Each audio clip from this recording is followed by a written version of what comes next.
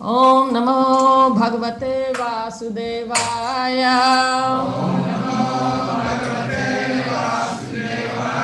Om Namo Bhagavate Vasudevaya. Om Namo Bhagavate Vasudevaya.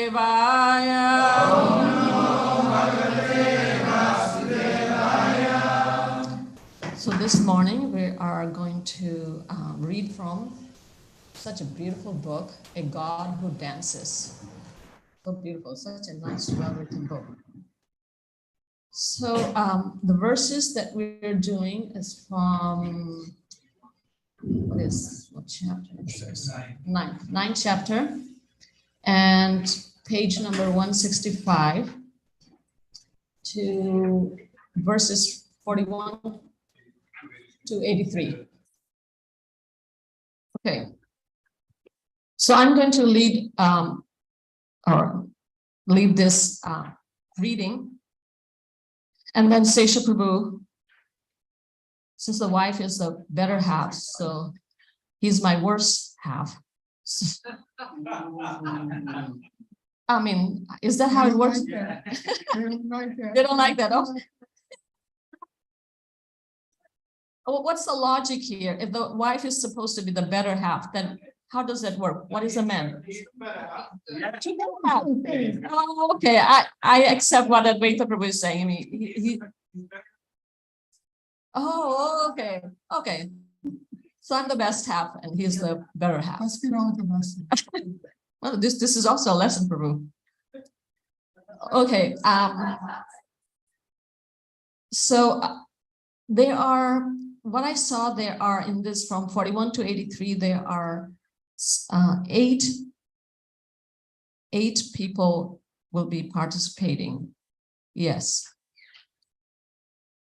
So one is the narrator, and I thought maybe I'll be the narrator because I marked everything. Sometimes just there are 2 words and every like that, so and so said. So I'll just be the narrator. And then I need 7 more people. One person, the servant, is just speaking 1 sentence. So somebody who wants to just not be, not really participate, but wouldn't mind to participate. Somebody who wants to be the servant who, okay. The humble Vaishnava here. Okay, so cowherd men. Who wants to be cowherd men? Okay, cowherd men. Okay, next one. Who wants to be Nanda Maharaj? Okay. Then the next one is Indra. Who wants to be Indra? Who committed an offense? Hameshi. She can relate to Indra, so okay. Good. Oh yeah, so yeah.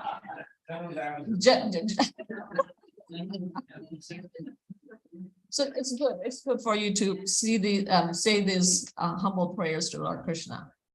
Okay, so who wants to be Krishna? We need a rumble, a very deep voice. It doesn't have to be deep voice. I'm just kind of saying. Who wants to be Krishna? I mean, I know everybody wants to be Krishna. Who does? We all want to be God. So this is your chance to be God. Advaita. Oh, okay. Yeah. For real. Okay. The next one we need Mother Surabhi. Cow Surabhi. Oh, Prabhupada Priya. Okay. And then let's see. One more. Oh, Varuna. Who wants to be Varuna, the god of the waters? Didn't you already volunteer for something? Okay. So you're going to be Varuna. Okay. So here we shall start.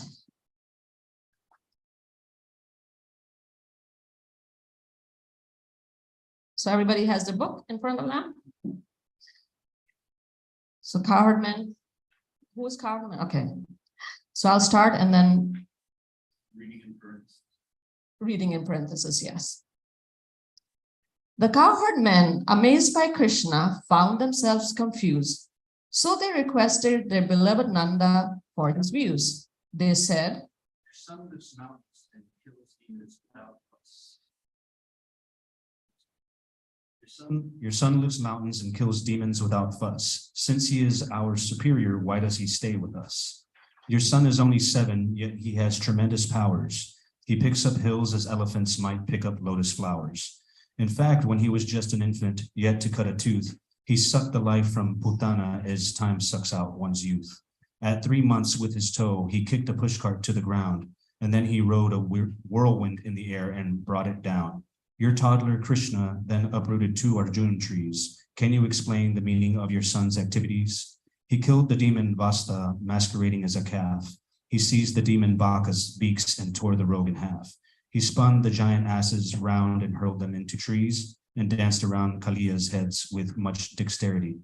With all the feats and superhuman powers he deploys, how can we think of Krishna as a 7-year-old boy? And Nanda, let us ask you this now, why is everyone so caught up in affectionate relations with your son?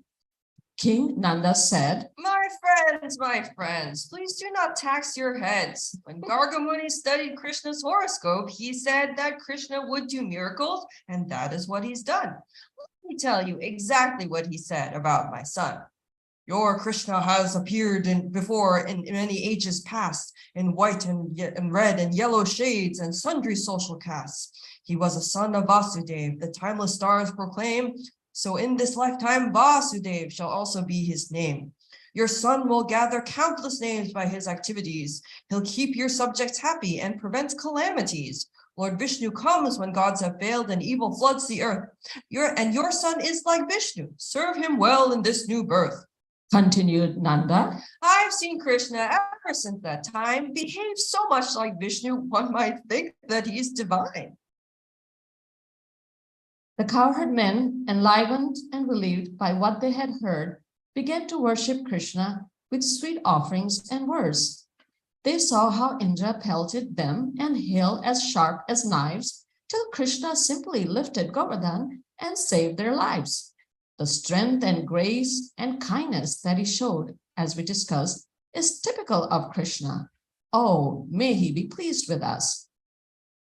Indra repents. Accompanied by Surabhi, the foremost mother cow, King Indra fell before the Lord in full prostrated bow. The helmet of the King of Heaven, brilliant as the sun, then rose as Indra sang these prayers in praise of Nanda's son. His words a river of anxiety, stupidity, passion, and false piety. His current don't touch you, you're pure and aloof. Your body itself is the absolute truth.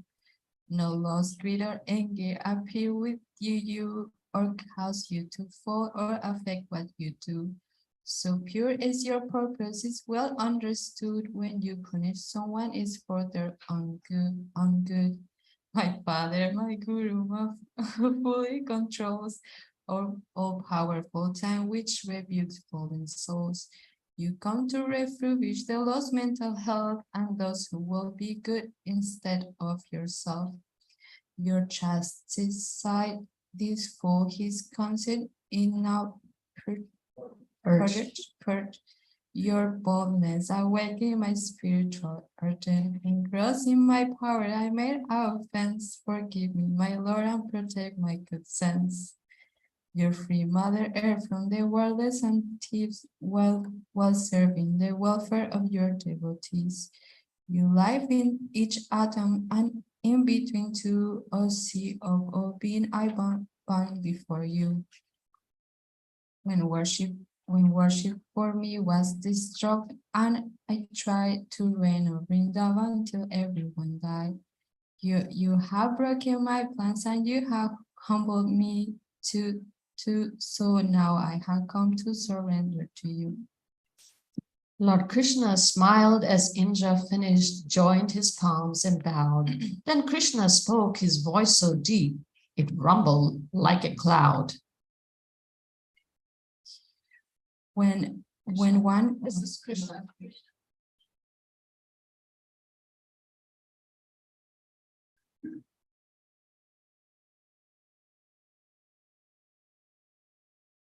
Thought I disturbed your sacrifice and No, caused- when one. Oh. Oh.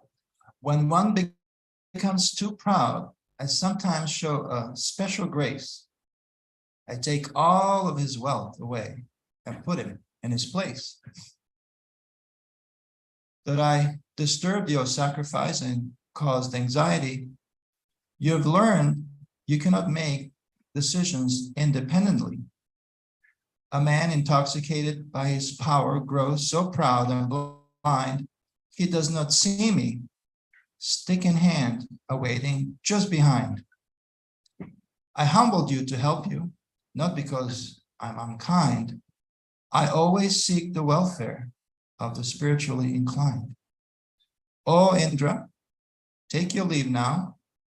You may stay as heaven's king among the gods and goddesses who frolic, dance, and sing.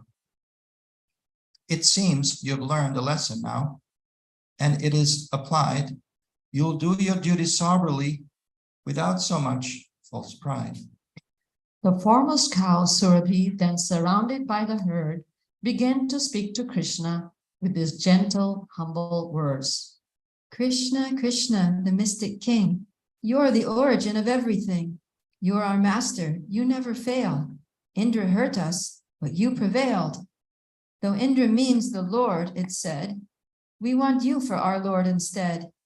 You will care for the cows and priests. All the gods will be very pleased. You have saved us from Indra's wrath.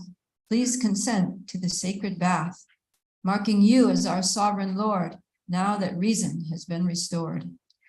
King Indra, quite embarrassed, heard his relatives and friends persuade him to serve Krishna and to try to make amends. His elephant Airavata approached Indra and gave a trunk of sacred Ganga jal so Krishna could be bathed. Surabhi gave abundant milk to bathe Lord Krishna too, and Krishna smiled and said to them,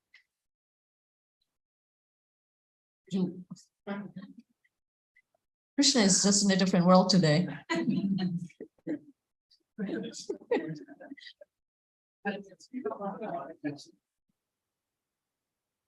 Krishna is absorbed in his devotees somewhere else. Do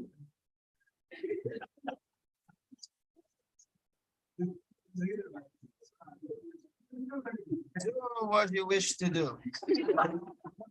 I know. See, he was hesitant to say that.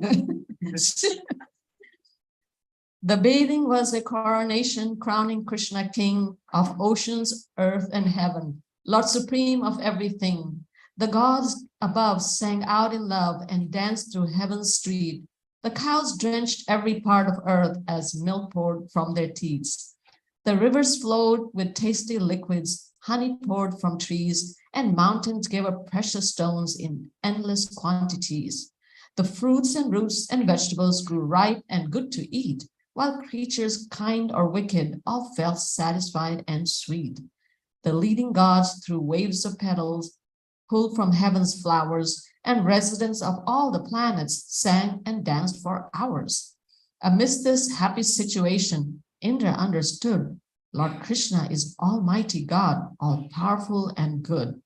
Again, he took the Lord's permission, joined his friends, and rode by mystic grace through cosmic space back to the gods' abode, Varuna and beyond. Soon after came Ekadashi, a time to pray and fast. Jai, today's Ekadashi. Soon after came Ekadashi, a time to pray and fast. King Nanda went to bathe quite late before the night had passed. In prayerful mood, he entered Jamuna's auspicious waves without a thought that this was not a proper time to bathe. A servant of Varuna, god of water everywhere, saw Nanda taking bath at night and seized him then and there. The servant knew the law book, feeling powerful and proud, he said, "To use these waters in the dark is not allowed." wow.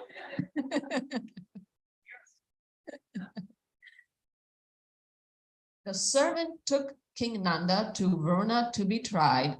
The cowherd men, alarmed when Nanda disappeared, all cried. Cowherd men? Hasn't come back from his spot. We fear that he has drowned or somehow caused Varuna's wrath. Lord Krishna ran and jumped into the water to transport himself by mystic power promptly to Varuna's court. Varuna was ecstatic to see Krishna in his lair. He offered his respects and fancy worship then declared. My body has fulfilled its purpose. Life is now complete.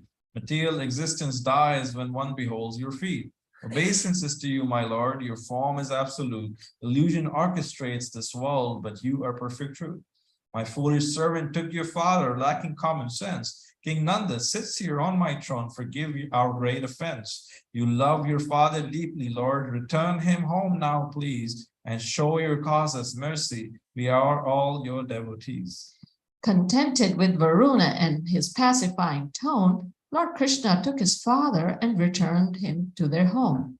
The relatives were overjoyed to see his safe return, but Nanda was astonished and explained what he had learned. Varuna was so opulent. Indeed, he rules the seas, yet he addressed my son just like a beggar on his knees. Varuna then rebuked his servant who arrested me, directing all his servants to show Krishna courtesy. On hearing these fantastic dealings told in Nanda's words, the cowherd men went home and thought of all that occurred. Go ahead.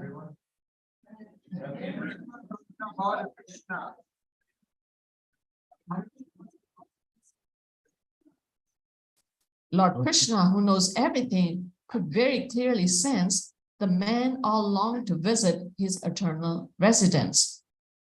Krishna would like to start that. Why not? The people in this world endure much karma, Krishna mused. entrapping them in birth and... Is that you or me? No, you. Entrapping them in birth and death and leaving them confused. The common man ignores my strength and my divinity. The residents of Braj ignore them too, but differently. Their love for me illusions them, not pride or mature nature's modes. And now these loving servants wish to see my own abode. So Krishna took them far away and gave them all the sight of his divine effulgence called the Brahmajyoti light. And then they went beyond that light, the target of the wise, and entered in the regions of the spiritual sky. The atmosphere was like Vrindavan, something they all knew. But Krishna here was worshipped, something they would never do. The Vedic text personified surrounded Nanda's son and prayed to him incessantly. The cowherd men were stunned. Jai, Hare Krishna.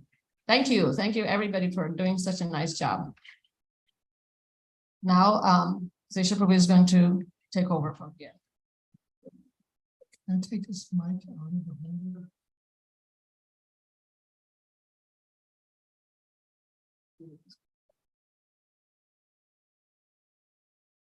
Hare Krishna. Such a nice reading.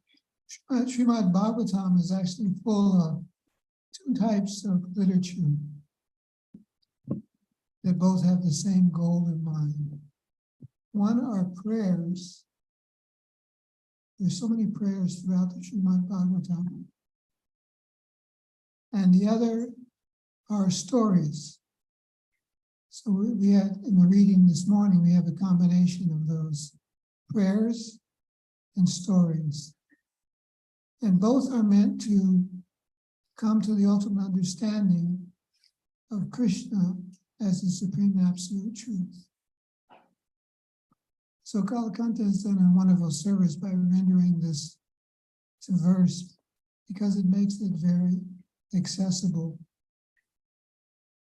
I would actually like to try to do that a little bit with everybody this morning to begin with. Subject matter being the difference between God and Krishna. And I'd like to start with a visualization that I think captures the points that I would like to make about the difference between God and Krishna. So if we do the visualization right, then you can turn off the listening. You can just sit here for the rest of the time because you'll have to purport. So this visualization is based on what we read previously about Krishna lifting Govardhan Hill. I'd like you to compare in your mind two images. The first image is that of Atlas. You know Atlas? Atlas. And the other is the pinky finger of Krishna. You know what pinky finger is. Srimad Bhagavatam goes to some length to describe that it was the pinky finger that Krishna lifted Govardhan Hill with. So the pinky finger of Krishna, left hand, right? Holding Govardhan Hill, compared to Atlas, struggling, holding the earth. Can you get a picture of Atlas? Oh, great.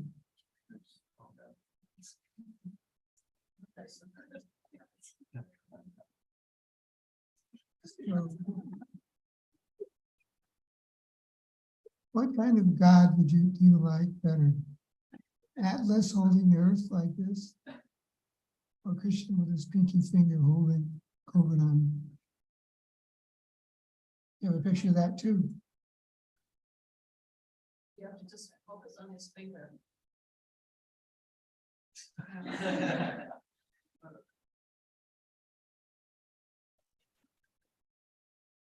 Great. So, what was Atlas's experience that we see? We see Krishna's experience.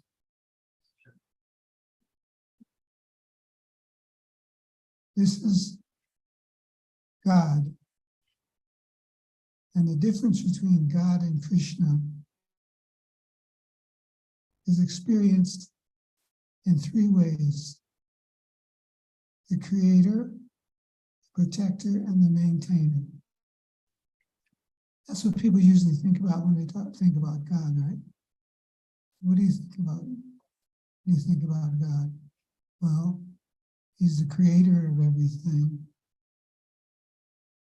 He's our protector, and he maintains us.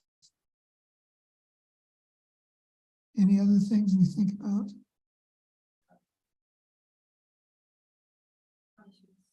Oh, punishes us.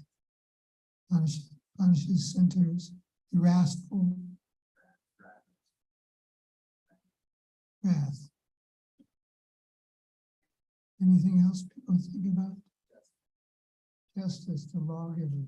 Okay, I like that. Those are solutions for everything. How does Atlas? I understand that Atlas is not God in Greek mythology, right? He's not God, but let's let him stand in for the Western conception of God.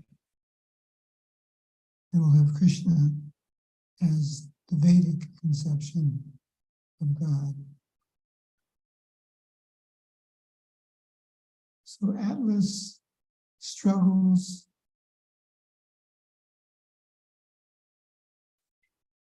has all kinds of difficulties in his serving mankind by holding up the earth. Compared to Krishna, who with his pinky finger facilitates loving exchanges with the residents of Vrindavan. So, God versus Krishna. As the creator, the Lord creates for 6 days. On the seventh day, he rests. Is it necessary for Krishna to rest? He doesn't rest after 6 days. And this conception of resting after creating, very essential in the Judeo-Christian dialogue, is something that is completely absent in the Vedic conception of God. Isn't it? You have a comment?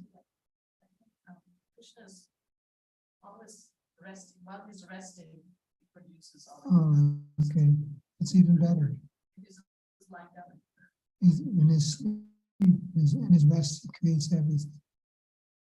Yes, Prabhu.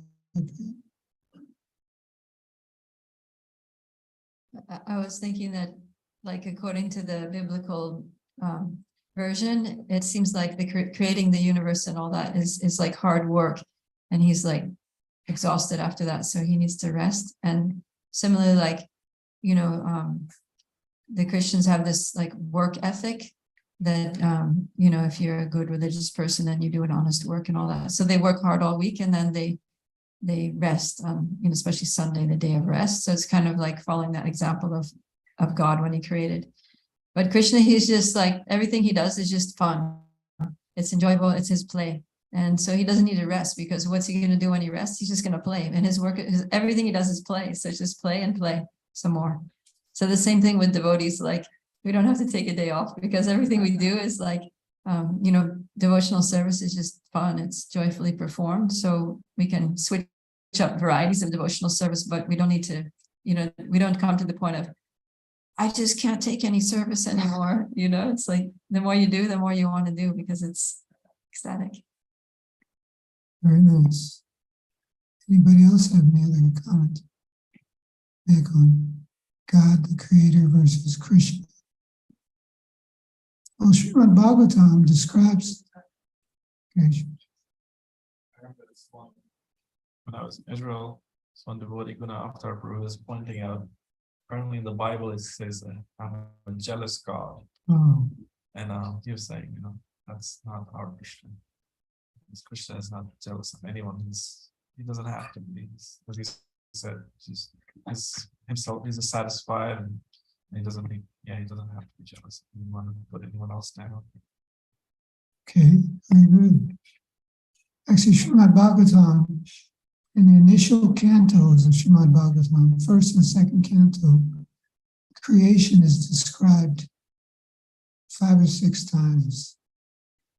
Many descriptions of the creation, one after another. So in the Vedic version, the Vedic creator, much more detail is given about the creation. How many creations are there? How many main creations are there described in Srimad Bhagavatam? Anybody say? Yes, there's 2 creators. There's first is the creation of universal elements, and then Brahma creates all the living beings, not the living beings, spirit, soul, but the bodies of all the living beings. So there are 2 descriptions, 2 creations, and there are many descriptions in the initial cantos of Srimad Bhagavatam. And the acharyas explain why that is. It's because we, the conditioned souls, are dealing with the effects of creation, one body after another, one material existence after another. So it's very much accessible to us by our direct experience. And so much more detail we find in the Vedic God's work, as opposed to, now I'm saying as opposed to, maybe I'm a little unfair to other traditions, so I don't want to make prejudiced statements against them.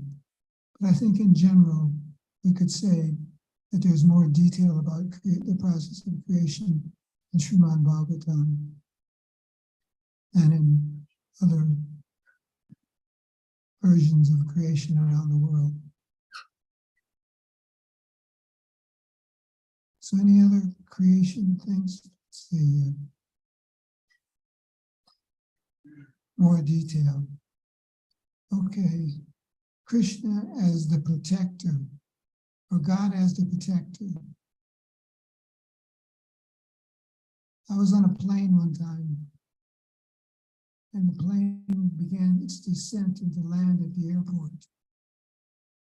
And as the ground was clearly visible to us on the plane, all of a sudden the plane did a turn and started gaining elevation again. Obviously, the pilot was avoiding something. It was quite startling to all the passengers on the plane. But I happened to be sitting next to a very, very devout Christian lady. And we had had some exchanges during the flight. But when this event occurred, sudden avoidance of the crash, which would have been death for all the people on the plane, at that moment, she went deep into prayer. She reached out to her God, and I'd say very sincerely. But it created a mood between the two of us that wasn't there prior to this devout turning and praying to God. It was an alienating mood that I felt. Exclusivity and abandonment from the little relationship we had on the trip up to that point. So when I began to think about this, I thought, this woman that takes Krishna or takes God as her protector, but that sort of eliminates everybody else, or at least as she practices it. It eliminates relationships with others, and certainly those who haven't been saved. You've all run into Christians who give us the line that unless you're saved, you're doomed to eternal damnation. That's a type of exclusivity that I experienced with this woman on the plane. So what's the difference between God and Krishna? Well, consider Krishna or Chaitanya Mahaprabhu, who is Krishna himself. Consider how they think and act in the mood that's created by them and their missionary work to save all the conditioned souls. Do you perceive a difference here? What is the main aim of the Sankirtan movement in this age of Kali? Can anybody say? Yes? Wait.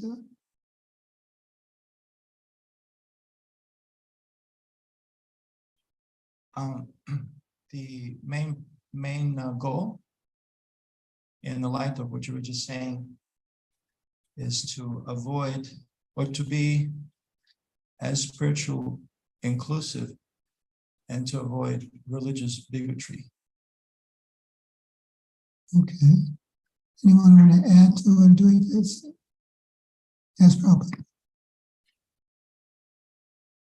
I would say that the main aim of the Sankirtan movement is to spread love of God to all people, encourage them in awakening their love for the Lord. Okay. Back in what was it, 1996, when they had the centennial.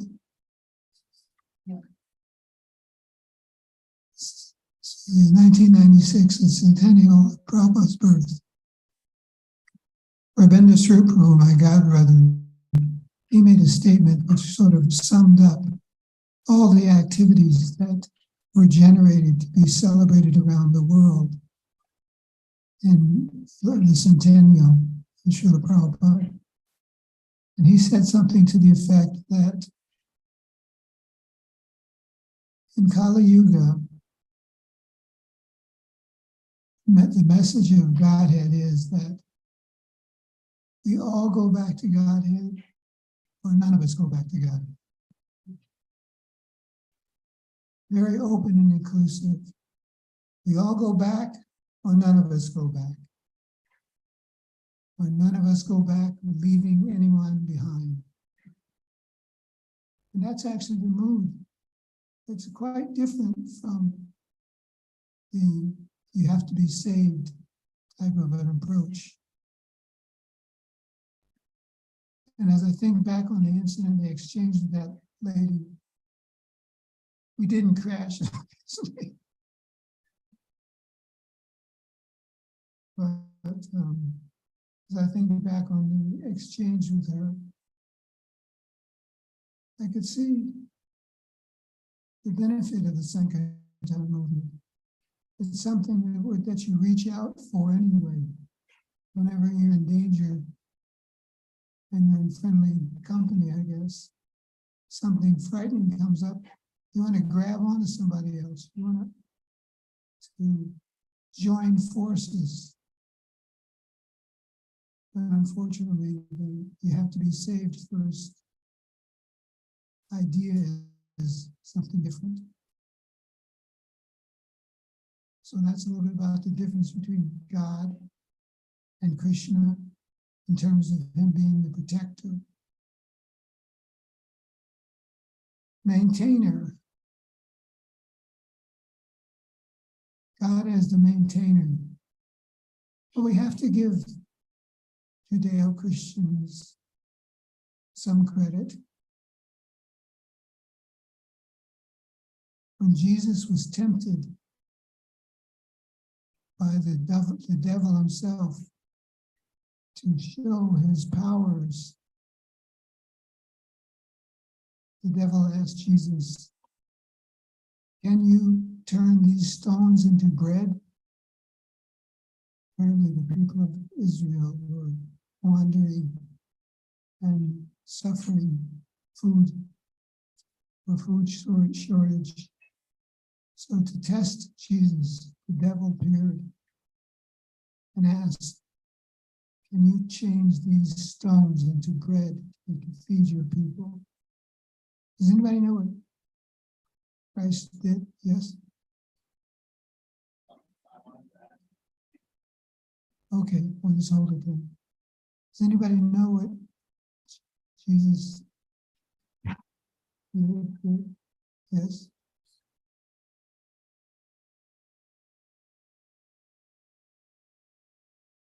He said man does not live by bread alone,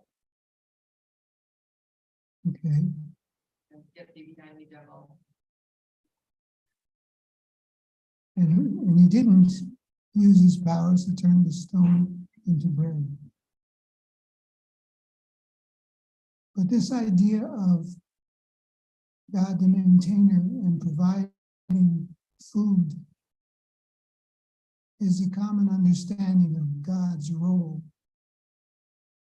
in the Christian tradition.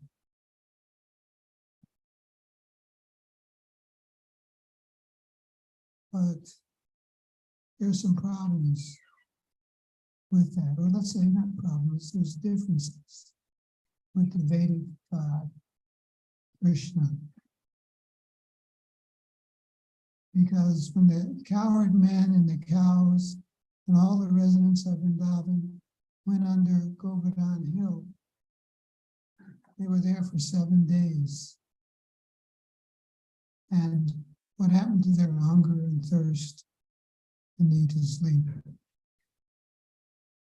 It was a different approach. It wasn't a Christian approach.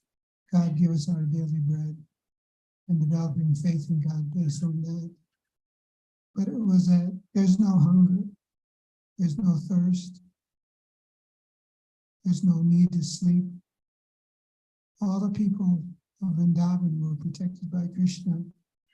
And there's these material necessities were completely eliminated by Krishna. So that's a big difference between God and Krishna. Krishna, the supreme controller of everything, saves his devotees from even having hunger and thirst. What to speak of taking the role of providing for people their bread. Prabhupada used to like to tell a story about how the communists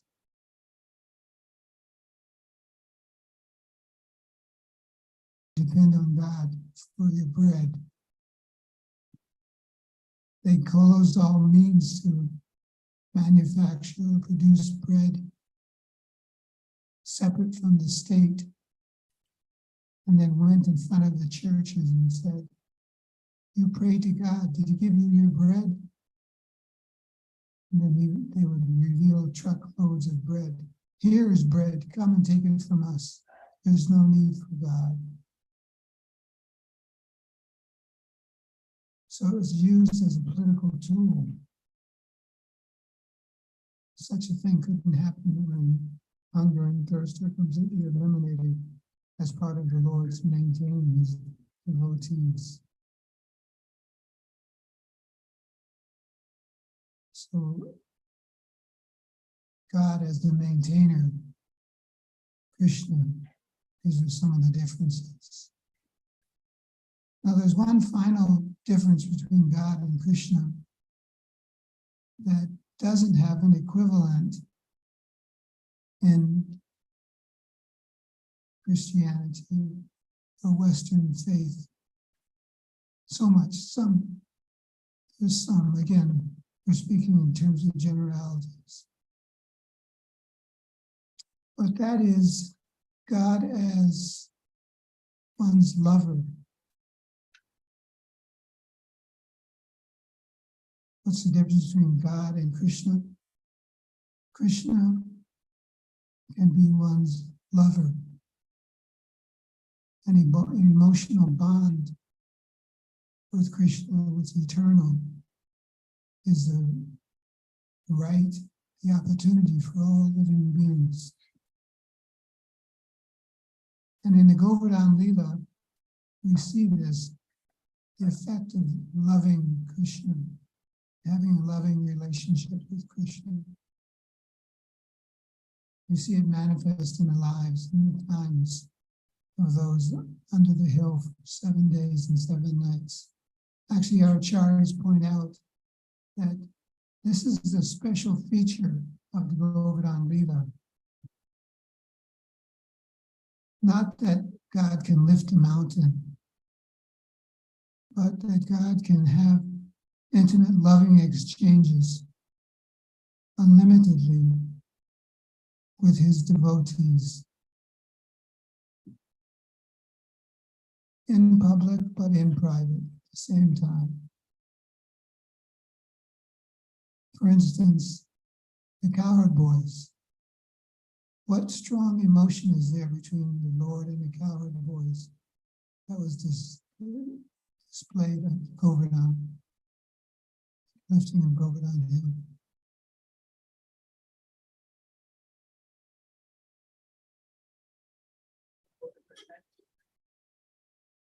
No. Inequality. Inequality is experienced. What did they do? They took their sticks and they held up the hill also, right? They think, well, Krishna needs our help. He's just like us. So he's holding the hill. We also will hold the hill. So they took their sticks and they were holding up the hill with Krishna. They were able to do this not because they were like Atlas and they felt they were so strong they could hold up the hill, but because they were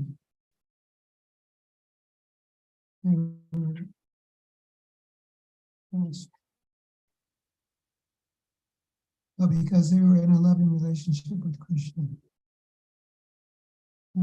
Somebody mentioned, what did you mention? Protecting.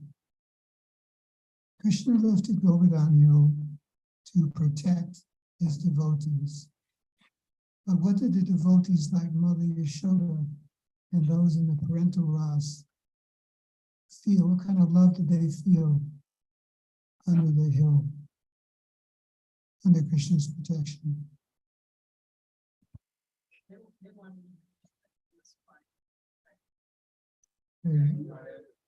Yeah, they wanted to protect Krishna. He was protecting them, but their love for Krishna made them concerned for his protection.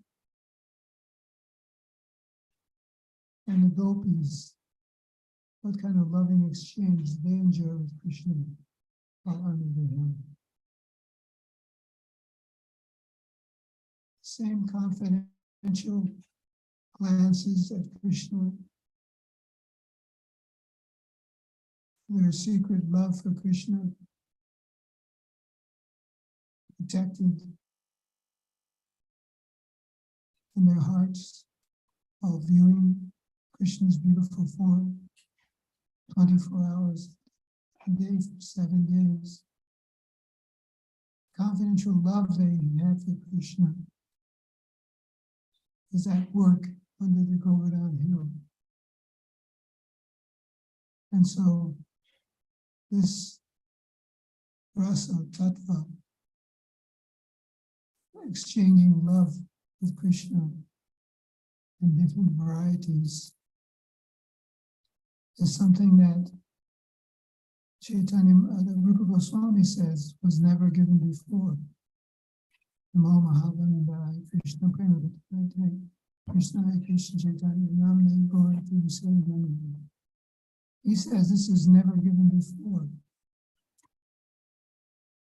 So, what to speak of comparing to the God of the Christian world, even in the Vedic world, this opportunity to have a loving relationship with Krishna is unique and available to each one of us, because somehow or another we've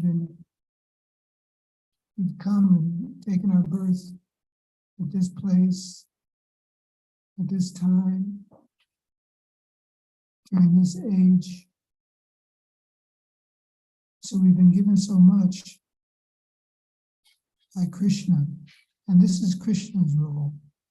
Even other avatars, forms of Krishna, Vishnu forms, don't give this opportunity that the residents of Vrindavan had under the hill. For instance, when Vishnu rescued Gajendra, the elephant, God didn't come as Krishna, he came as Vishnu. This was special understanding, special relationship with Krishna, even compared to the Vishnu forms of the Lord. And maybe God can be compared to some of the Vishnu forms. This loving opportunity to exchange with Krishna is only available in our relationships with Krishna.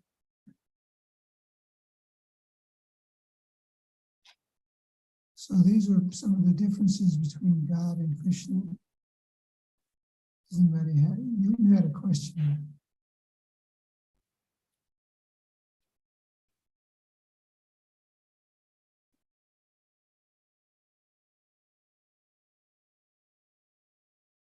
Well, thank you so much, Prabhu. I was just thinking, I have a comment on this topic of God as protector and maintainer. I grew up Christian and I was a very serious Christian for a large part of my life. And then when I came in touch with the teachings of Srila Prabhupada, it was almost embarrassing in one sense to realize how much of a kind of like marketplace exchange relationship I had with God. Always in prayer, just asking for God to protect and maintain, basically kind of in a very mundane way, just protect the body, protect the health, protect the family, which is all just so conditional. You know, as we know, we're just like straws in the river coming together and going our separate ways again. And then when coming in touch with Prabhupada's writings,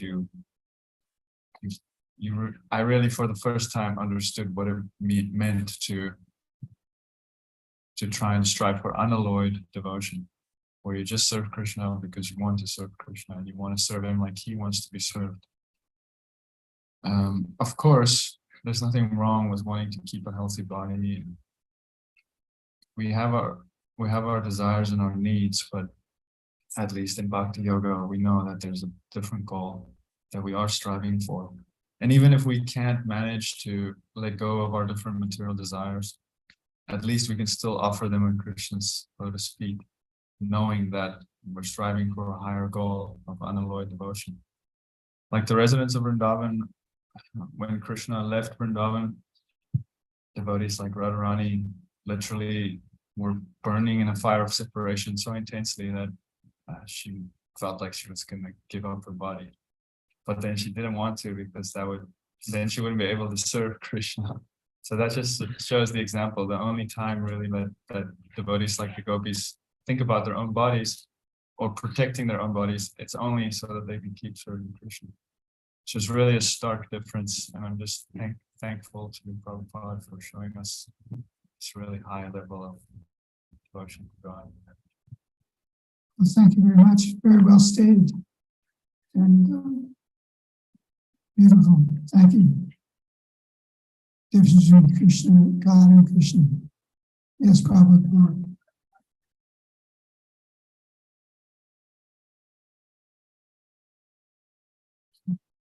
I just wanted to clarify, because I appreciate you were like highlighting the differences between sort of the Christian God and Krishna.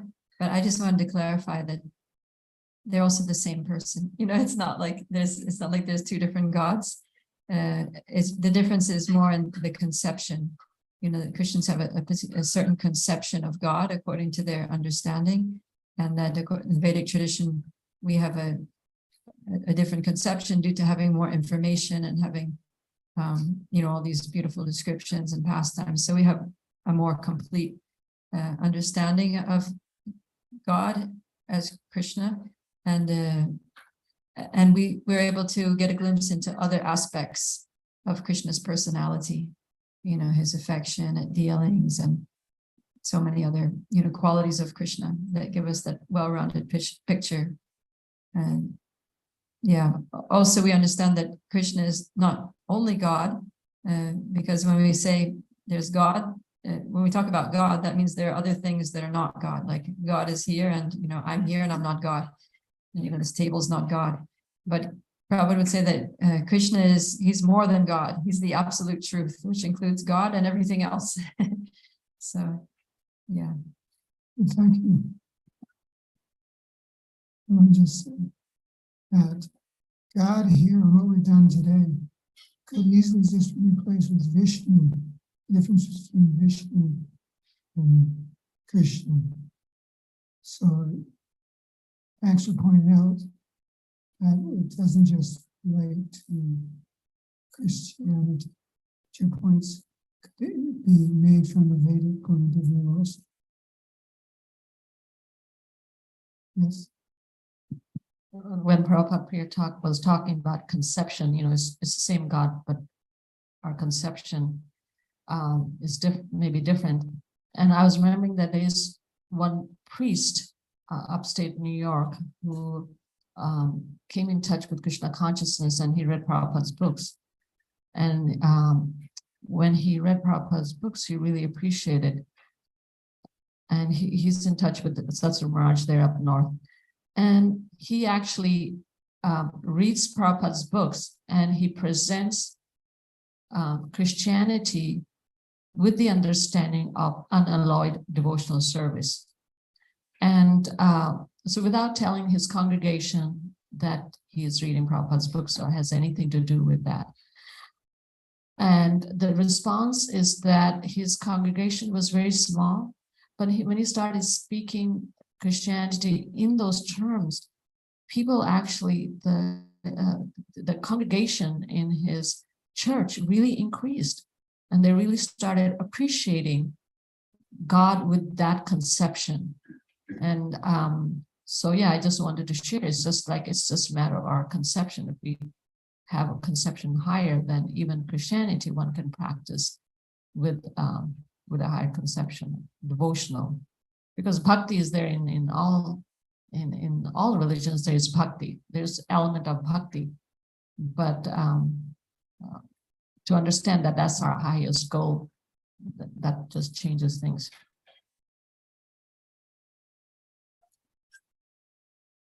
We're out of time. He has one. Thank you very much. Congratulations, Prabhupada.